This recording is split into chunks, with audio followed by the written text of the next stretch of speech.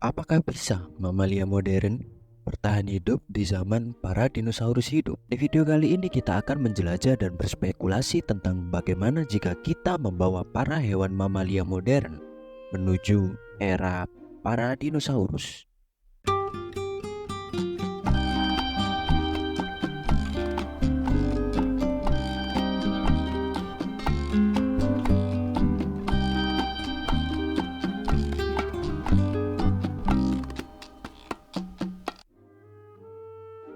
Mesozoikum adalah periode yang panjang dan kejam dalam sejarah bumi kita.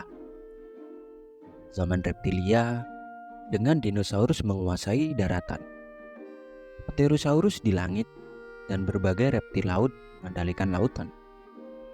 Peneliti pada awal tahun 1900-an berpendapat bahwa dinosaurus kurang berevolusi bila dibandingkan dengan mamalia. Kendati demikian, gagasan tersebut tidak hanya terbukti salah, tetapi dinosaurus non-unggas juga memiliki keunggulan dibandingkan mamalia dalam banyak hal. Misalnya, dinosaurus memiliki sistem pernafasan yang jauh lebih efisien dibandingkan mamalia, yaitu menggunakan sistem pernafasan searah. Selain itu, mereka memiliki tulang dan kantung udara yang mengalami pneumatisasi di seluruh tubuhnya,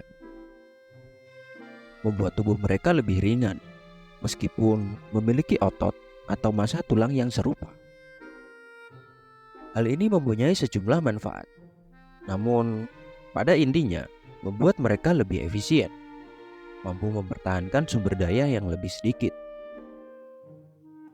Namun, satu pertanyaan yang bisa kita ajukan, kelompok mamalia apa yang dapat bertahan hidup di zaman Mesozoikum? Saya pikir penting untuk dicatat bahwa sejauh yang kita tahu, perjalanan waktu tidak mungkin dilakukan. Oleh karena itu, bahwa populasi hewan modern ke masa puluhan juta tahun yang lalu adalah hal yang mustahil. Bahkan, jika hal tersebut menghadirkan eksperimen pemikiran yang menarik. Paus, raksasa agung di lautan modern kita, telah berevolusi sejak awal masa Kenozoikum hingga menjadi makhluk canggih dan terspesialisasi seperti sekarang ini. Jika cetacea ini diangkut kembali ke era Mesozoikum, antara 230 dan 66 juta tahun yang lalu, ada beberapa hal yang menunjukkan bahwa mereka bisa berhasil bertahan hidup. Pertama, lautan Mesozoikum penuh dengan kehidupan dan menawarkan beragam mangsa bagi paus, antara ikan dan mikroorganisme. Baik itu paus balin atau paus bergigi, terdapat banyak makanan yang tersedia. Hewan-hewan ini sudah dimangsa oleh sejumlah reptil laut. Namun, paus memiliki satu keunggulan utama dibandingkan predator pada masa itu, yaitu kemampuan ekolokasi mereka. Tidak ada reptil laut pada masa itu yang mampu bertahan hidup di era Mesozoikum. Telah kita ketahui bahwa paus mengadaptasi ekolokasi. Artinya, mereka beroperasi tanpa bantuan penciuman dan penglihatan. Artinya, di laut dalam atau di malam hari, paus akan mendapatkan keuntungan karena mereka memiliki metode yang lebih efisien dalam merasakan lingkungannya. Selain itu, terutama pada kelompoknya, struktur sosial dan kemampuan komunikasi ikan paus akan meningkatkan peluang mereka untuk bertahan hidup di laut Mesozoikum. Namun, mereka akan menghadapi perlawanan yang sangat berat. Laut Mesozoikum mempunyai predator yang sama, seperti Ichthyosaurus, Plesiosaurus, Pliosaurus, dan Mosasaurus. Selain itu, predator pada masa itu jauh lebih besar daripada kebanyakan predator di laut modern. Sementara, taktik paus bergigi yang terkoordinasi sangatlah efektif. Pertemuan dengan seekor Pliosaurus hyperpredator yang beratnya lebih dari 40 ton dapat memusnahkan atau menghancurkan seluruh koloni. Selain itu, era Mesozoikum memiliki suhu global yang jauh lebih hangat, dan sebagian besar paus modern lebih menyukai lautan yang lebih dingin, yang berarti cetacea modern mungkin hanya dapat hidup di lautan jauh di utara atau selatan. Selanjutnya, kucing seperti lynx dan kucing liar adalah predator yang lincah, sembunyi-sembunyi, dan adaptif yang telah berevolusi untuk menguasai beragam habitat di ekosistem saat ini. Jika karnivora ini diangkut kembali ke zaman Mesozoikum, terutama pada akhir periode Kapur, ada beberapa alasan untuk meyakini bahwa mereka akan berhasil bertahan hidup. Pertama, landscape Mesozoikum kaya akan keanekaragaman hayati, jauh lebih beragam dibandingkan saat ini, sehingga menawarkan banyak potensi mangsa bagi kucing-kucing ini, mulai dari reptil kecil hingga mamalia awal dan berbagai spesies burung. Indera kucing liar yang tajam, terutama pendengaran dan penglihatannya yang tajam pada malam hari, akan memberi mereka keunggulan predator dalam mendeteksi dan memburu makhluk-makhluk ini. Hampir semua mamalia Kenozoikum aktif di malam hari, dan meskipun hal ini berevolusi sebagai mekanisme pertahanan untuk menghindari persaingan dengan dinosaurus, kucing modern biasanya sangat aktif di malam hari karena meningkatkan kemungkinan keberhasilan perburuan. Kucing-kucing modern itu bisa merasakan ceruk yang sama dengan mamalia predator nokturnal pada masa itu.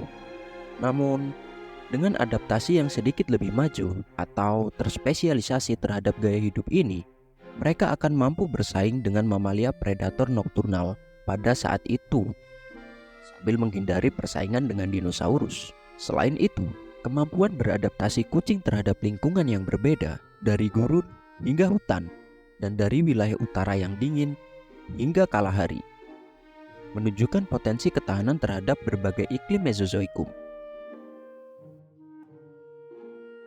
Dan mamalia terakhir yang akan kita bawa adalah primata. Golongan mamalia yang kita miliki mempunyai morfologi dan perilaku yang sangat unik. Ini akan menjadi ciri-ciri yang sangat unik di zaman Kapur. Kecerdasan dan kemampuan beradaptasi mereka juga memungkinkan mereka mengeksploitasi berbagai relung, ekologi, dan merespon tantangan lingkungan. Primata dikenal karena fleksibilitas perilaku dan kemampuan memecahkan masalah yang tinggi. Selain itu, struktur sosial dan sistem komunikasi primata akan mendorong kohesi kelompok dan perilaku kooperatif. Dan hal ini dapat memberi mereka keunggulan dibandingkan dengan dinosaurus yang kurang bersosialisasi. Zaman Kapur adalah masa vegetasi yang subur dan bervariasi dengan tanaman berbunga pertama yang terdiversifikasi dengan cepat. Hal ini dapat menjadi sumber makanan yang melimpah bagi primata karena mereka terutama mengkonsumsi buah-buahan dan daun-daunan. Habitat arboreal yang beragam juga menawarkan peluang bagi primata untuk berlindung dari predator darat. Semua primata mengkonsumsi buah-buahan sebagai makanan utama mereka.